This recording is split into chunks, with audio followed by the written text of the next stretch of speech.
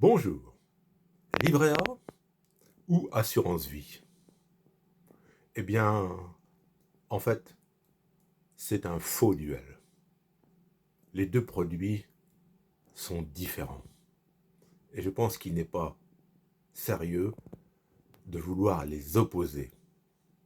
Le livret A. Le livret A, c'est le placement chouchou des Français. Qui, en France, n'a pas son livret A? Le livret A, c'est un placement qui permet de ne pas se casser la tête. Le taux est fixé par le gouvernement. Actuellement, il est de 3%, totalement exonéré d'impôt sur le revenu et de prélèvements sociaux. Actuellement, 3% jusqu'en janvier 2025. Il n'y a pas si longtemps, le taux du livret A était encore à 0,5%. Principal reproche adressé au livret A, l'intérêt est inférieur à l'inflation. Ce qui est vrai. Mais attention, l'inflation, c'est un chiffre global. C'est un panier de biens. Certains sont fortement impactés par l'inflation, d'autres moins. Un petit exemple. Une petite épargne de précaution sur un livret A. 500 € pour une personne qui a une vieille machine à laver et qui se dit prochainement il faudra en changer. La personne n'a pas changé sa machine à laver en janvier 2023, mais elle a décidé de le faire en janvier 2024. Est-elle impactée par l'inflation? Non. Parce qu'avec 500 €, un an après, 2023, elle pourra trouver un modèle qui ne lui coûtera pas plus cher qu'un an auparavant. Mais en un an, les 500 € auront pris 3% d'intérêt. Le livret A, c'est une épargne sans souci, disponible à tout moment. Vous avez un livret A, vous allez sur le site internet de votre banque ou sur l'application mobile et vous faites instantanément votre virement. Pas de justificatif, pas d'imprimé à remplir, c'est automatique. Le livret A, c'est un plafond de 22 950 €, plafond qui peut être dépassé légalement par les intérêts qui peuvent y être laissés chaque année. C'est pas parce que le livret A dépasse 22 950 € avec les intérêts que l'on est obligé de retirer de l'argent pour redescendre à 22 950 €. Je précise d'ailleurs que la moyenne de l'encours d'un livret A est de 6 000 € par personne en France. Bon, c'est une moyenne, bien sûr. Un livret A par personne. Donc, un couple peut avoir 2 livrets A, ce qui fait quand même 45 000 € qui peuvent être placés, gestion tranquille, sans souci. Je ne dis pas que c'est ce qu'il faut faire. Je vous dis que c'est une possibilité d'avoir de l'argent sans aucun souci. Après, chacun fait ce qu'il veut. On peut même, dans des cas très précis, avoir 2 livrets A par personne, légalement. J'ai fait une vidéo spécifique à ce sujet. Il s'agit des personnes qui ont eu un livret A à la Caisse d'épargne L'Écureuil ou à la Caisse d'épargne La Poste, plus un livret bleu au Crédit Mutuel. Ça, c'était dans les années 70. Pour les personnes qui ont ouvert ces 2 livrets, le livret bleu étant l'exacte copie du livret A, elles peuvent cumuler 2 livrets. Bon, je le répète, j'ai fait une vidéo spécifique à ce sujet. Ça concerne des gens qui aujourd'hui ont plutôt plus de 50 ans. Mais bon, il y a quand même des gens qui ont plus de 50 ans en France. Ce qu'il faut retenir globalement, c'est que c'est un livret A par personne. Il y a des contrôles qui sont faits, et donc on peut avoir des ennuis si on essaye d'ouvrir un deuxième livret A. L'assurance vie. Alors, l'assurance vie, qu'est-ce que c'est? L'assurance vie, ça n'a rien à voir avec l'assurance décès. L'assurance décès, ça consiste à verser une prime, mensuelle, trimestrielle ou annuelle, pour se prémunir contre le risque de décès. On touche de l'argent uniquement si le décès intervient. On peut se protéger de ce risque de décès, par exemple, si l'on a des enfants, tant que les enfants n'ont pas fini leurs études. L'assurance vie, c'est un placement. Ça n'a rien à voir avec la notion de décès.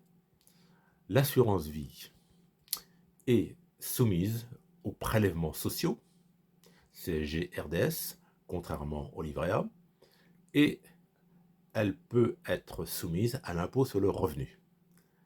Lorsque l'on a ouvert un contrat d'assurance vie au-delà de 8 ans, il y a possibilité, avec certains plafonds, de ne plus payer d'impôt sur le revenu, sur les intérêts. Mais on reste, même au-delà de 8 ans, soumis aux prélèvements sociaux. L'assurance vie présente un intérêt, un avantage, c'est qu'on peut avoir une palette de placements très diverses. On peut choisir ce qu'on appelle un placement en euros. Un placement en euros, pour faire simple, c'est un placement monétaire qui ressemble beaucoup à ce qui se fait avec le livret A. Le placement en euros, c'est quelque chose qui va vous rapporter bon an, mal an.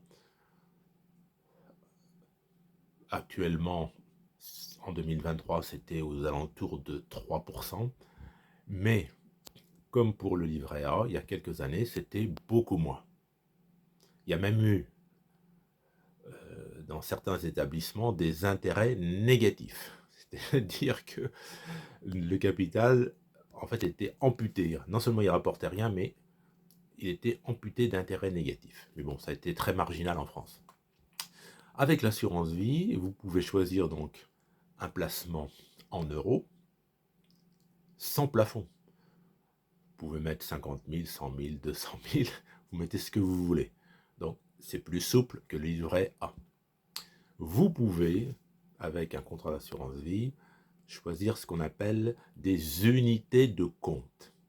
Une unité de compte, en fait, c'est un placement qui peut être en action, qui peut être en immobilier, qui peut être en métaux précieux. Donc avec les unités de compte, vous pouvez varier la nature de votre épargne. Et ceux qui vous vendent de l'assurance vie vous font miroiter la possibilité de faire fructifier votre épargne d'une façon qui est beaucoup plus dynamique qu'avec un livret A. 10, 15, 20%, en fait, en fonction du support que vous allez choisir. Vous pouvez très bien choisir un support basé sur le Nasdaq ou sur le SP500 américain. Si vous avez investi au bon moment, vous pouvez faire 50, 100% d'intérêt. C'est illimité. Mais c'est une possibilité. J'insiste bien, c'est une possibilité. Il n'y a rien de sûr. D'ailleurs, les sites sont obligés d'avoir cette mention obligatoire. Les performances du passé ne présument pas de l'avenir. Donc, vous ouvrez un contrat d'assurance vie, on vous dit si vous choisissez tel ou tel support, les 10 dernières années, vous auriez pu faire 15% de plus-value. Oui, mais ça, c'est le regard dans le rétroviseur. Avec l'assurance vie, vous avez la possibilité de faire fructifier votre épargne de façon très dynamique. Vous pouvez choisir vous-même vos supports, mais vous pouvez choisir également des profils prédéfinis. Profil prudent, profil équilibré, profil dynamique. C'est vous qui choisissez votre profil. Vous pouvez également recourir à la gestion déléguée.